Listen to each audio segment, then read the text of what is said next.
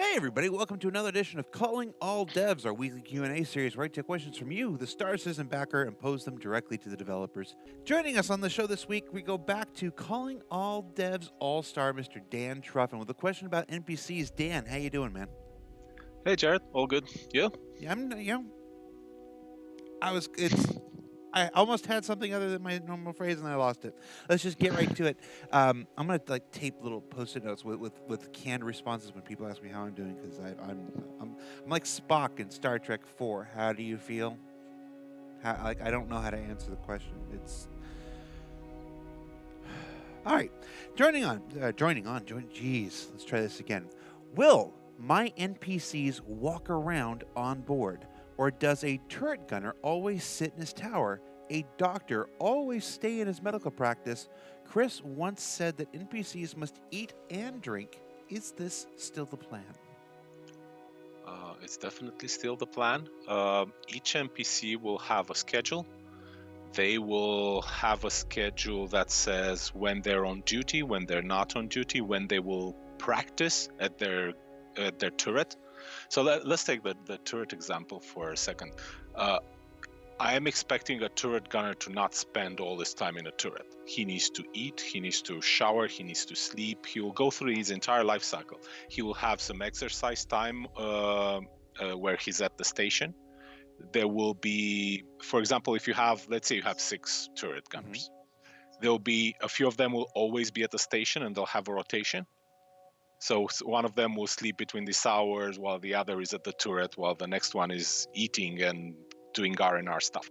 Once the ship goes into combat, you will have all the guys switch schedule, and they'll switch to their combat schedule rather than their out of combat schedule. And as soon as they switch to combat schedule, whether they were eating, being on the toilet or whatever, they will leave that. They will run all the way to their turret and man the station.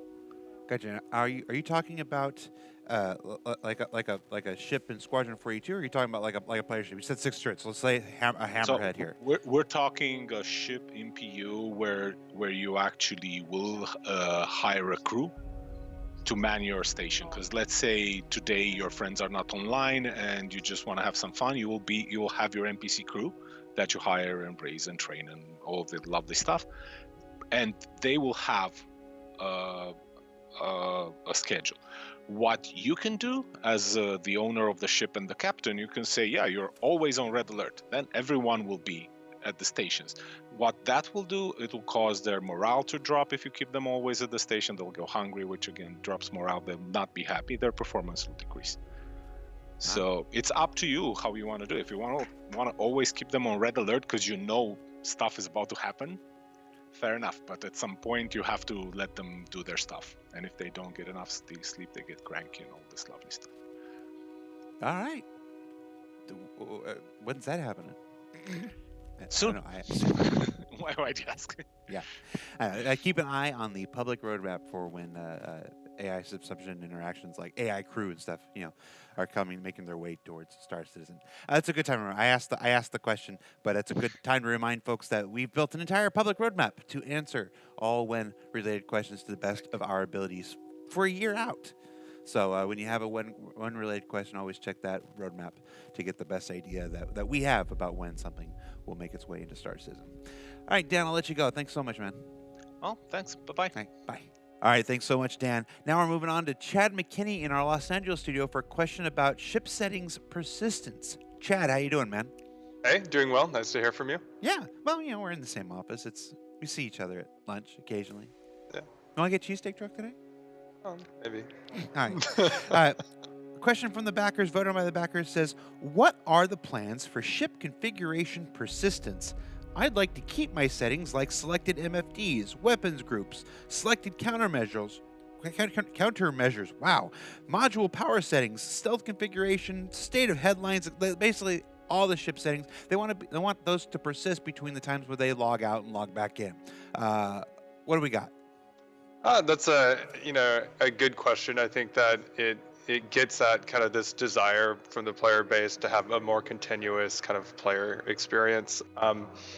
The fundamental systems to get this done exist. There's basically two ways that you can do this. You can either locally persist them, so that means we're effectively writing these in some way to some file on disk, and then if you go into the game, out and out, in and out, whatever, they're going to be there. But if you change machines, then at that point you would lose all of your settings. An alternative is actually that we persist them into your player account and the persistence database, and in that way, actually, if you changed machines, then it would actually travel with you, which would be maybe useful for some people.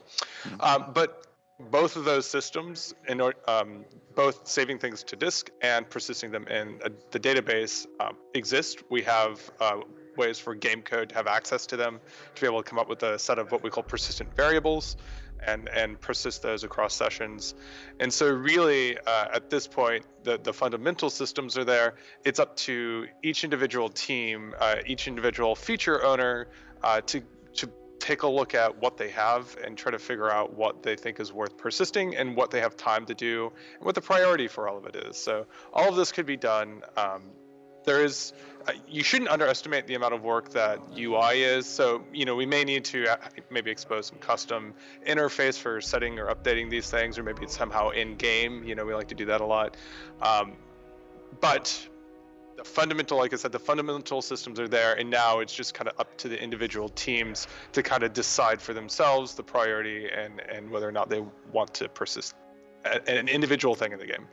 Right, and to answer the question of whether we're going to be able to do it or whether we're going to do it and stuff like that would require a call to each of those individual teams. Yes. I went to you because you can talk about the tech in general. It's there. It's just something that our individual teams have to prioritize. And who knows? Maybe keep an eye on the roadmap. I'm going to say that a lot throughout the course of I have said that a lot throughout the course of the show. When you want to see what's coming next and that's what the public roadmap is for.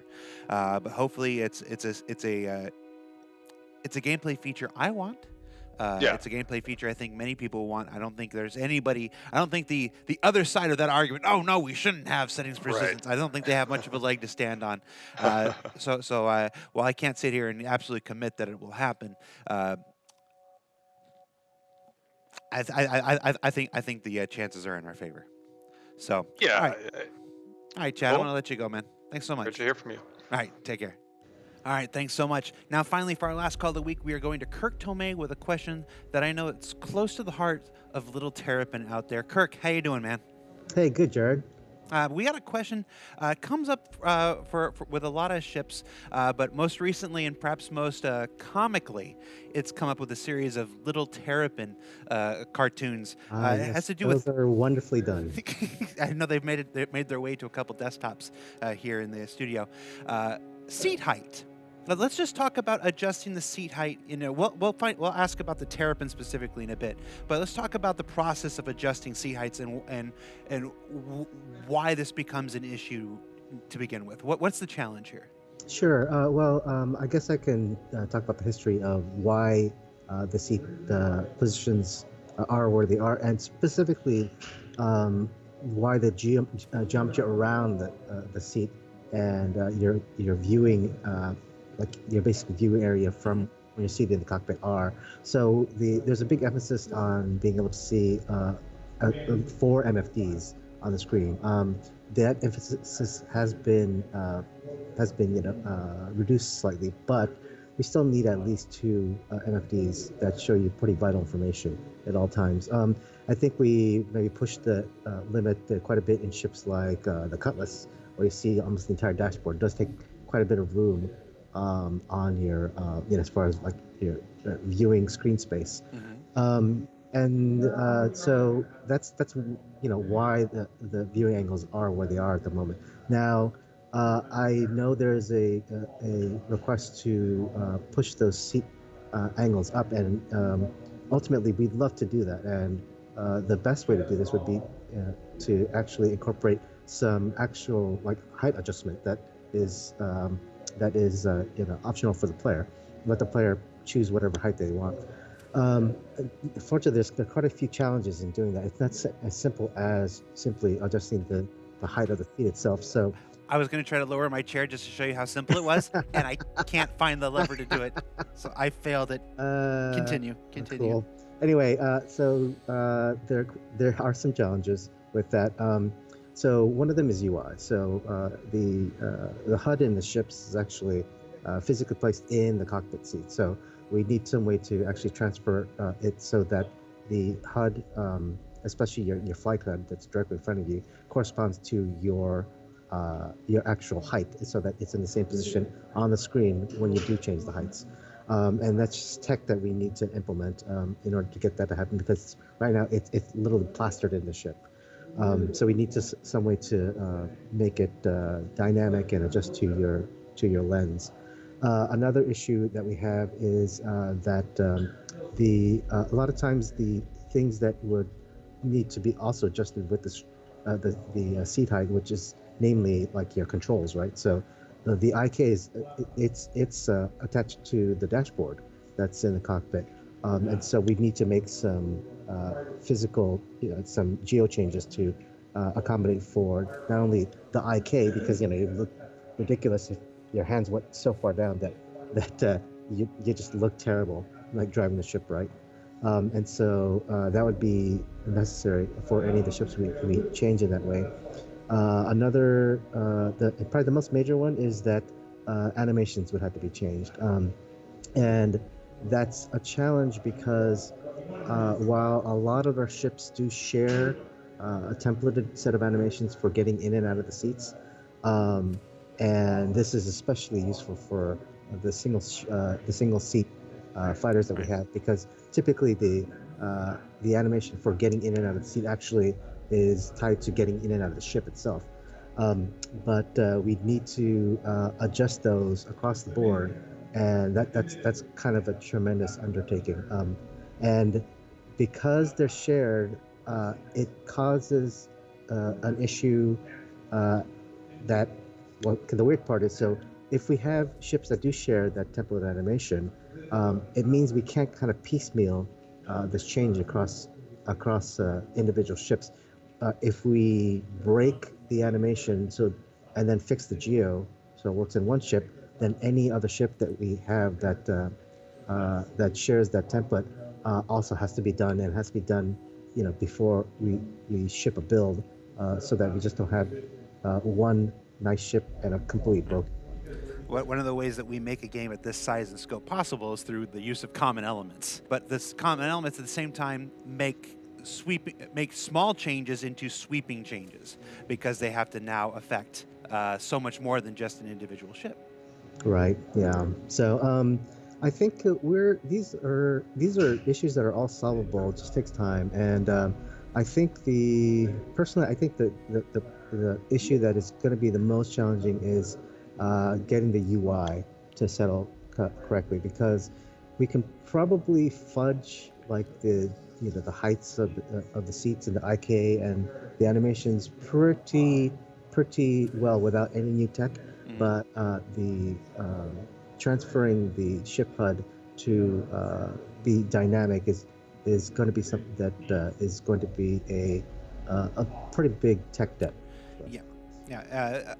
UI is usually I don't want to say it's the thing that holds us back, but UI is the one department that touches every single aspect of Star Citizen. So they're obviously very taxed. So we are often having to wait for UI for this feature or that feature. And why doesn't IK just fix everything, Kirk? I thought IK was the silver bullet that just made everything possible. Well, I mean, it does, but it won't. So IK will allow you to move things like final positions of hands and feet, but it won't allow you to make them not look ridiculous, right? So Gotcha. if it's a small nudge, sure, that'll totally work. But if you want to move the character, say, like half a meter or something like that, there's just absolutely no way we can do that without completely reworking the cockpit. So. All right, Kirk. Well, I think that answers it. Actually, the last question. Any specific information about the Terrapin seat for little Terrapin? Anything we can say at this point? Not at the moment, no. Right. Sorry. I tried, guys. It doesn't always happen. Keep those comics coming, though. They're awesome. All right. Thanks so much, Kirk. I'll let you go. Okay. All right. Take care. Yeah, bye. Well, that about does it for this week's show. A special thanks to Dan Truffin, Chad McKinney, and of course Kirk Tomei for taking their time to be here on the show with us this week. Remember, normally where I would say you could submit your questions, but we're done for the year. We've got only one more show next week before we're done with the year. We've already got the questions taken, and then I am on vacation in January. So we're not going to see another Calling All Devs for a little bit, but it will return in 2019. We'll throw up a new thread when we're ready to start bringing these things together. So, yeah. You don't have to do anything this week. Just watch next week's show. Easy, huh?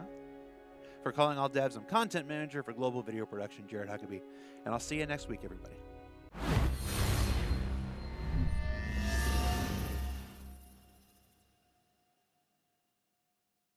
Thanks for watching. For the latest and greatest in Star Citizen and Squadron 42, you can subscribe to our channel, or you can check out some of the other shows, and you can also head to our website at www.robertspaceindustries.com. Thank you very much for watching.